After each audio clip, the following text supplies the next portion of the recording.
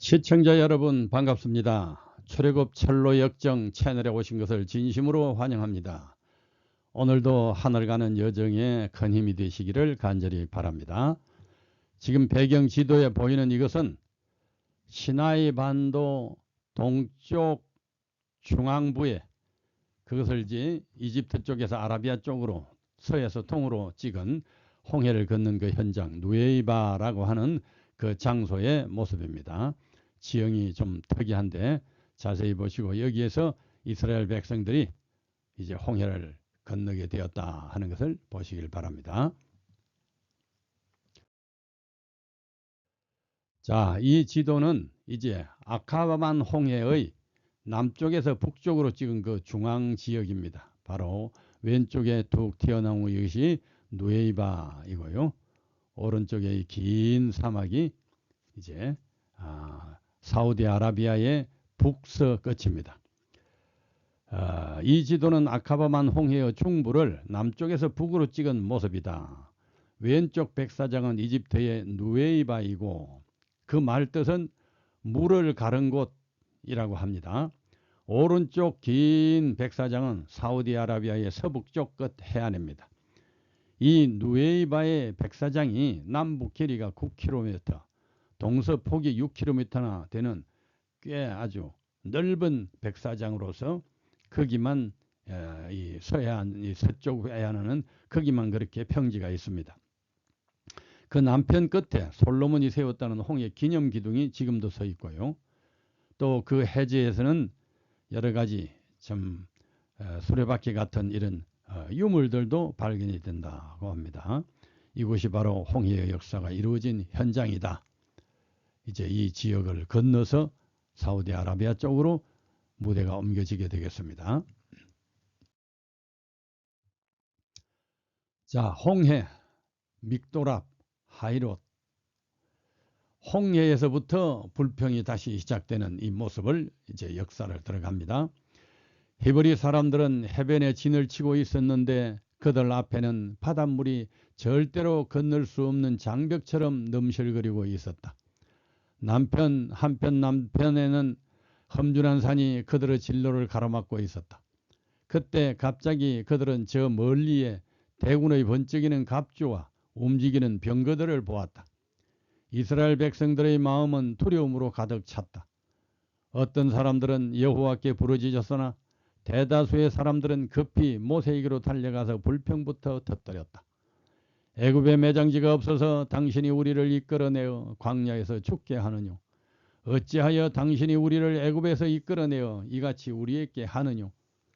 우리가 애굽에서 당신에게 고한 말이 이것이 아니뇨. 이르기를 우리를 버려두라. 우리가 애굽 사람을 섬길 것이라 하지 아니하더뇨. 애굽 사람을 섬기는 것이 광야에서 죽는 것보다 낫겠노라 하고 모세를 비난했다. 배를 얼마나 끌어모으면 이 많은 사람이 바다를 건널 수 있을까? 기도를 얼마나 열심히 하면 무장한 애굽 군대를 물리칠 수 있을까? 그러나 하나님의 지시에 순종하여 이곳까지 온 모세는 조금도 그 결과를 두려워하지 않았다. 모세는 백성들에게 침착하고 확신 있게 너희는 두려워 말고 가만히 있어서 여호와께서 오늘날 너희를 위하여 행하시는 구원을 보라. 너희가 오늘 본 애굽 사람을 또 다시는 영원히 보지 못하리라. 여호와께서 너희를 위하여 싸우시리니 너희는 가만히 있을지니라고 대답하였다. 하나님께서 그들을 위하여 당신의 능력을 나타내시는 것을 여러 번 목격했음에도 불구하고 그들이 하나님께 대한 믿음을 나타내지 않음을 보고 모세는 크게 염려하였다. 그가 하나님의 명백한 명령을 따라 행했는데 어찌하여 그들이 처한 위험과 어려움을 인하여 모세를 비난할 수 있단 말인가. 그때 여호와께서 모세에게 말씀하셨다. 너는 어찌하여 나에게 부르짖느냐. 이스라엘 백성에게 앞으로 나아가라고 말하라. 그리고 너는 네 지팡이를 들고 손을 바다 위로 내밀어 물이 갈라지게 하라. 그러면 이스라엘 백성이 마른 땅을 밟고 바다를 지나갈 것이다. 내가 애굽 사람들의 마음을 돌처럼 굳게 할 것이니 그들이 그 뒤를 따라 들어갈 것이다. 내가 바로와 그의 모든 군대 곧 그의 전차와 마병을 통해서 영광을 얻을 그때에 애굽 사람들까지 내가 여호와임을 알게 될 것이다. 그리고 앞에서 이스라엘 백성을 인도하던 하나님의 천사가 그들 뒤로 가자 구름 기둥도 앞에서 뒤로 옮겨 애굽군과 이스라엘 사이에 섰는데 이것이 애굽 사람들에게는 흑암을 덮어 주었고 이스라엘 사람들에게는 빛을 비춰 주었다. 그래서 밤새도록 애굽군이 이스라엘 진영에 접근하지 못하였다. 이 홍해를 건넌 거대한 바다가 가로막고 있는데 하나님께서는 지팡이를 내밀어 바다를 가르라고 하셨다. 이 지팡이는 광야에서 양을 몰기 위하여 주원 일상의 나무 막대기였다. 이 지팡이가 무슨 능력이 있다고 하나님께서는 그것만 내밀고 외치면 바다 속에 마른 길이 생긴다고 하시는가?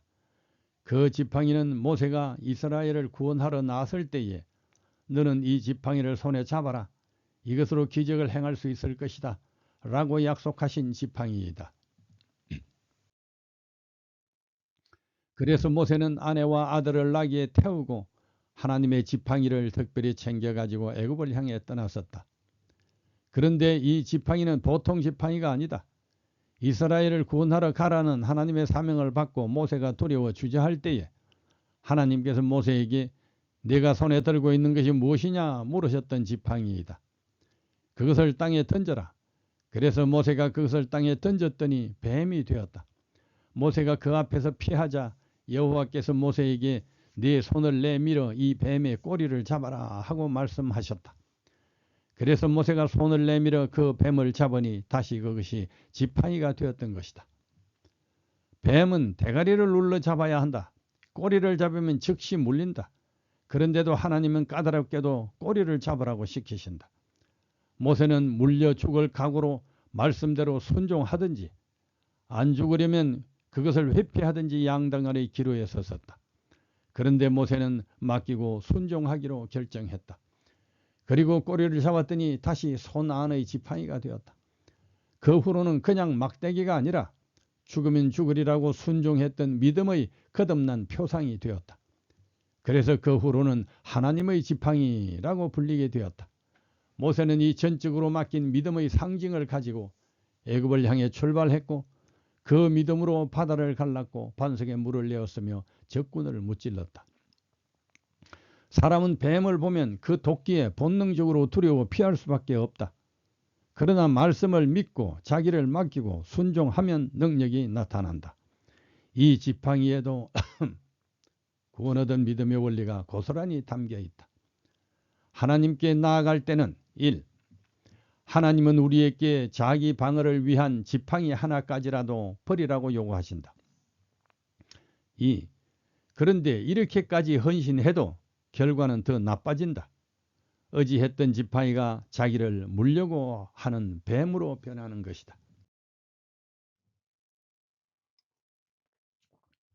3. 그런데 거기에서 끝나지 않고 하나님께서는 독사의 꼬리를 잡으라고까지 요구하신다. 죽음의 밑바닥까지 내려가라고 하시는 것이다. 자기가 완전히 부인된 마지막의 순종까지 요구하신다. 4. 그 후에 전적인 하나님의 소유, 능력의 자녀가 된다. 이렇게 하여 모세도 그리스도를 닮은 표상까지 되었다. 이러한 지팡이를 잡고 모세가 바다 위에 손을 내밀자 여호와께서 밤새도록 강한 동풍을 불게 하셔서 바닷물을 물러가게 하셨으므로 바다가 갈라져 마른 땅이 되었다. 수마일의 바닷속에 마른 대로가 펼쳐졌고 그 많은 백성이 모두 지나갈 동안에 구름 기둥은 애굽 군대를 혼란 속에 묶어두었다. 이렇게 두려워하던 홍해를 안전하게 건넜다. 그리고 이 사건은 우리에게도 큰 의미를 준다.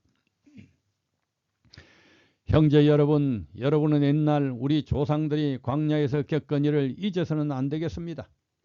모세 때에 우리 조상들은 모두 구름의 인도를 받아 홍해를 건넜습니다. 그들은 모두 모세를 따라 구름과 바다 가운데서 침례를 받았고 똑같이 신령한 양식을 먹었으며 똑같이 신령한 물을 마셨습니다. 그들은 이 물을 신령한 바위에서 마셨는데 그 바위는 그들과 함께 하셨던 그리스도였습니다.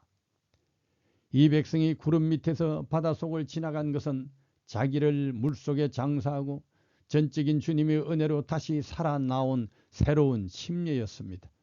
그러니 홍해에서 구원받은 후 이스라엘 백성의 정신과 삶은 자기는 죽고 주님께 전적으로 순종하는 삶이어야 했다. 여러분은 그리스도 예수님과 연합하는 침례를 받은 우리가 그분과 함께 죽었다는 사실을 모르십니까? 우리는 그분의 죽으심과 연합하는 침례를 받음으로써 그분과 함께 묻힌 것입니다. 이것은 그리스도께서 죽은 사람 가운데에서 아버지의 영광으로 살아나신 것처럼 우리도 새로운 생명 가운데서 살도록 하기 위한 것입니다. 누구든지 그리스도와 연합하는 침례를 받은 사람은 그리스도로 옷을 입은 것입니다. 그리스도의 이름으로 침례를 받은 사람은 그의 옷을 입은 것 같이 그에 맞는 신분으로 그에 맞는 자세로 살아야 한다. 이러한 침례의 의미도 모르고 자기를 죽이지도 않고 물속으로 이스라엘 백성을 뒤따라 들어온 애국 군대는 다시 합쳐진 바닷물에 실제로 수장되고 말았다. 멸망을 당하고 말았다. 그날 여호와께서 이스라엘 백성을 애굽 사람의 손에서 구하셨으므로 이스라엘 사람들은 애굽 사람들의 시체가 바닷가에 널려 있는 것을 보았다. 날이 밝았을 때에 이스라엘 백성들은 그들의 강력한 원수들이 남긴 모든 것, 즉 갑옷을 입은 채 해안에 널려 있는 시체들을 보았다. 이런 분명한 모습을 보았으면 그 후의 여정에서 거듭난 사람처럼 믿음 안에 굳게 서야 하였다. 3. 모세와 어린 양의 노래. 하룻밤 동안에 그들은 가장 무서운 위험으로부터 완전하게 구원을 얻었다.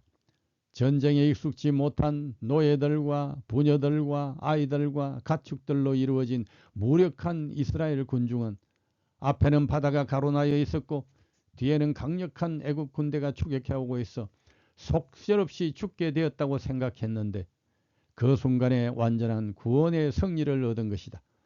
여호와께서 홀로 그들을 구원하셨다. 그리하여 그들은 감격하여 찬양의 노래를 불렀다. 하나님의 성령이 모세에게 임하셨으며 모세는 백성들을 지휘해서 감사에 넘친 승리의 노래를 불렀다. 이 노래는 인류에게 알려진 것 중에 가장 오래되고 장엄한 노래이다.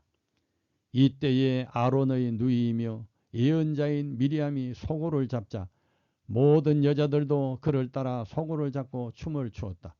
이때 미리암이 그들에게 이렇게 노래하였다.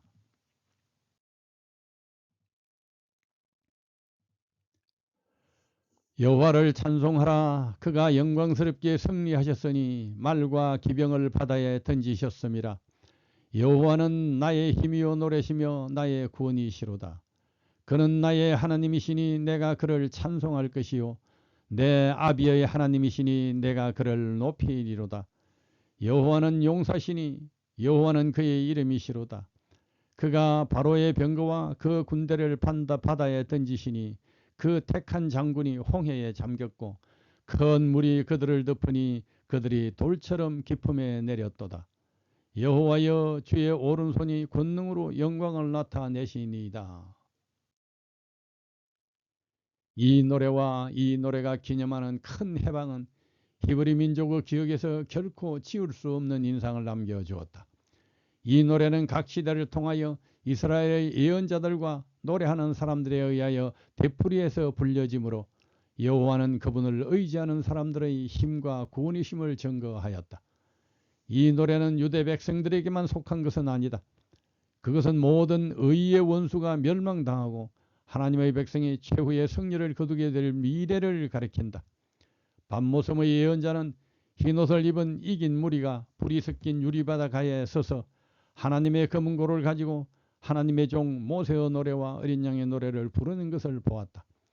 우리는 비록 우리의 눈으로 어두움을 꿰뚫어 볼 수 없고 우리의 발이 찬 물결에 닿을지라도 하나님의 명령을 순종해야 한다.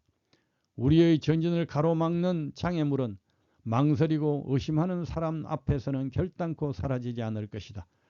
모든 불확실한 그림자가 사라지고 실패나 패배의 위험이 없어질 때까지 순종을 미루는 자들은 결코 능력을 보지 못할 것이다. 불씨는 장애물들이 제거되고 우리의 길을 똑똑히 볼 때까지 기다리자고 속삭이나 신앙은 용기 있게 모든 것을 바라고 모든 것을 믿고 앞으로 전진하라고 촉구한다. 애굽 사람들에게는 흑암의 장벽이 되었던 구름이 히브리 사람들에게 밝은 빗줄기가 되어 온 진영을 비춰주고 그들의 앞길을 밝혀주었다. 그와 같이 하나님께서 섭리하시는 일들은 불신하는 자에게는 암흑과 절망을 가져다 주는 반면 신뢰하는 영혼들에게는 한낮의 광명과 평화로 인도하신다. 하나님께서 인도하시는 길은 사막이나 바다를 통해 나 있을지 모르나 그 길은 안전한 길이다. 제4회는 여기까지 합니다. 다음 제5회는 마라 엘림, 거기서 만나와 또 어떤 고기, 육식 파동 등 새로운 역사가 펼쳐지는 것을 보게 됩니다. 감사합니다.